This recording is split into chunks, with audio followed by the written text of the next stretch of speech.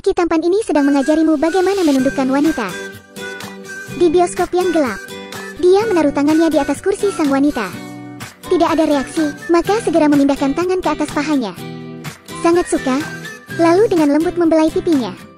Tentu saja ini akan berhasil. Tapi jika kamu tidak memiliki ketampanan seperti ini, lebih baik jangan menirunya. Beresiko besar untuk dipukul keras oleh lawan. Jonggil adalah lelaki tampan yang sangat terkenal di desanya. Dia bersekolah di SMA di desanya. Dengan mengandalkan ketampanannya, di sekolahan, tidak ada wanita yang tidak dapat ditaklukkannya. Jonggil membuka laci, mengeluarkan selembar foto bersama para murid wanita, menuliskan kode di bagian belakangnya. Dia adalah wanita ke-10 yang berhasil ditaklukkannya.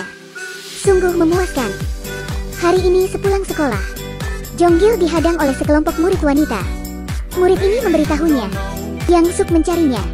Dalam sekejap Jonggil merasa masalah akan datang. Datang ke dalam kantin. Dengan satu tatapan Yang Suk, semua temannya meninggalkan tempat itu dengan cepat. Kudengar kamu sangat pandai menggoda wanita. Haha, sungguh terlalu. Kalau begitu kenapa tidak menggodaku? Jonggil agak kaget. Yang Suk perlahan-lahan mendekat. Dengan membengkokkan garpu dia memberitahu Jonggil, malam ini jam 7, di markas rahasia. Lalu pergi dengan berharisma, meninggalkan Jonggil yang ketakutan seorang diri di tempat itu. Bagaimana ini sebaiknya? Dia tidak punya nyali untuk menepati janjinya. Ketika malam tiba, Yang Suk berdandan dengan anggun, menggunakan sepatu hak tinggi dan rok pendek, menunggu Jonggil di markas rahasia. Ternyata yang datang adalah teman Jonggil. Ini membuat Yang Suk marah. Ternyata temannya diam-diam suka pada Yang Suk. Jonggil menyuruhnya datang untuk menjadi tamengnya. Hasilnya,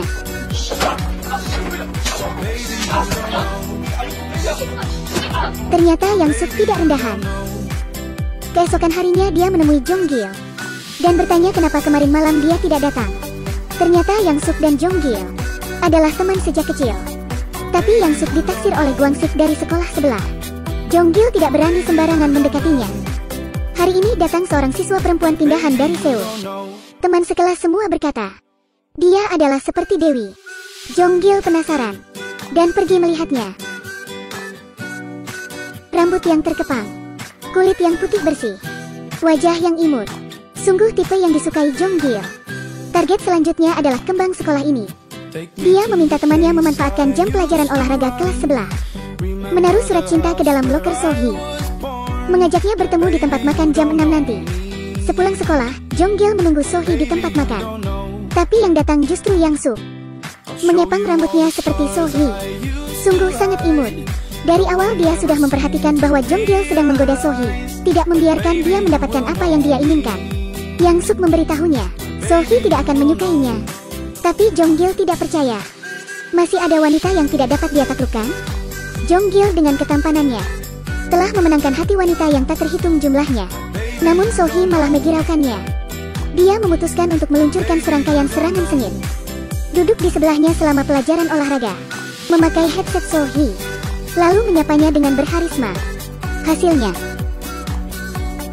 Sohee mengacuhkannya. Bahkan bentuk hatinya yang indah juga diacuhkannya.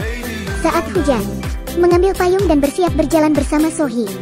Ternyata Sohee punya mobil antar jemput pribadi. Mempersiapkan alas duduk bunga kecil untuk Sohee juga diambil oleh Yang Suk. Ketika hari jadi sekolah tiba, Sohee naik ke panggung berisap untuk menyanyi. Jonggil membantunya menari di belakangnya. Namun kali ini Yang Suk tidak tahan lagi melihatnya. Dia terpaksa tampil. Tarian Yang Suk, Jonggil sungguh tidak tahan melihatnya. Sama sekali tidak sebanding dengan Sohee-nya. Yang Suk juga tidak menyerah mengejar Jonggil. Menanyakan pada temannya tentang kesukaan Jonggil, memberinya sepatu kets terbaru. Melihat sepatu itu, Jonggil sangat senang. Setelah mengetahui bahwa Yang Suk lah yang memberinya, ia langsung menemui Yang Suk. Jangan-jangan dia ingin membeli hatiku dengan sepasang sepatu?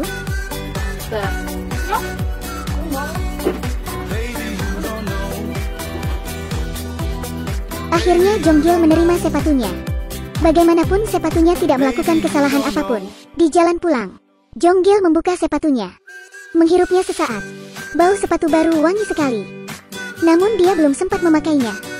Sepatu baru itu direbut oleh Gwangsik dari sekolah sebelah. Jodohnya dengan sepatu barunya hanya sampai di sini. Hari ini sekolah menyelenggarakan praktik kerja. Teman-teman sekelas semuanya sedang bekerja di sawah. Tiba-tiba ada teriakan. Jonggil langsung berlari ke arah Sohee, membawanya lari ke pinggir. Ternyata seekor lintah masuk ke dalam kulitnya. Jonggil langsung mencabut lintah, lalu memegang erat kaki Sohee, membantunya menghisap racun. Namun sebenarnya lintah tidak beracun. Jonggil yang tidak belajar dengan serius, mana bisa tahu pengetahuan seperti ini. Tapi tindakannya berhasil meluluhkan Sohee. Tidak lama kemudian dia mengajak Jonggil bertemu, memberinya sebuah pisau kecil sebagai ucapan terima kasih. Jonggil sesuai dengan rencana, mengajaknya pergi makan dan menonton bioskop. Namun Sohee merasa ini kuno. Dia ingin pergi ice skating. Jonggil tentu saja menyetujui agar dapat memuaskan dewinya, membawanya ke kolam renang untuk bermain sepatu roda. Sohee berkeliling dengan bebas di kolam renang. Tapi Jonggil sebaliknya. Terpaksa Sohee harus membantunya. Jonggil menggandeng tangannya. Malamnya, Jonggil mengajak Sohee ke tempat makan langganannya. Ketika makan, dia tiba-tiba duduk di samping Sohee. Tangannya tiba-tiba mulai menjelajah. Dengan metodenya yang biasa, tanpa disadari tiba di atas paha Sohee. Sohee marah dan ingin pergi. Jonggil segera menghalangi. Namun, kali ini dia benar-benar tidak punya harapan lagi. Hubungannya dengan Sohee mungkin berakhir. Sohee ini ternyata adalah seorang wanita penggoda. Terlihat tenang, lucu dan agak lemah. Ternyata di tasnya tersimpan barang terlarang. Yang Suk sangat kaget, memungut tas kecilnya dan menyuruh Sohee menyimpannya baik-baik. Jangan sampai aktingnya ketahuan. Alhasil, Sohee malah mengajak Yang Suk ke kamar mandi, ingin berbicara baik-baik dengannya. Jonggil mendengar mereka masuk ke toilet. Karena takut Yang Suk membuli Sohee, segera berlari datang dengan kecepatan 100 meter per jam. Ternyata melihat Yang Suk menekan Sohee di lantai, segera menarik Yang Suk, membawa Sohee pergi. Ternyata dia adalah wanita penggoda yang disukai pria. Bukan Yang Suk yang menyerang duluan. Tapi tidak ada yang percaya padanya. Dia kembali ke kelas dan membereskan barangnya. Sebelum pergi, membungkuk dalam-dalam pada guru. Sekolah ini, kelihatannya dia tidak akan kembali lagi. Karena dia tidak ingin pulang, Yang Suk bersembunyi di markas rahasia Jonggil. Saat ini baru sadar ternyata Yang Suk juga terluka. Tapi Yang Suk tidak mau memberitahukan hal yang sesungguhnya. Hanya ingin tidur di markasnya semalam saja. Setelah Jonggil pergi, dia masih kembali lagi setelah membeli obat untuk Yang Suk. Melihat dia tidur dibantali oleh setumpuk buku-buku tebal, agak tersentuh, menggunakan pakaian yang digulung sebagai bantal. Saat ini Yang Suk terbangun, dengan kaget dan senang menatap Jonggil.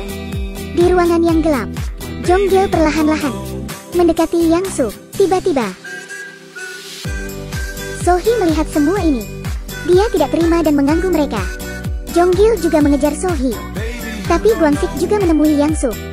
Akhirnya dia menyadari orang yang disukai Yang Suk adalah Jonggil. Dengan marah dia menangkap Jonggil dan memukulinya.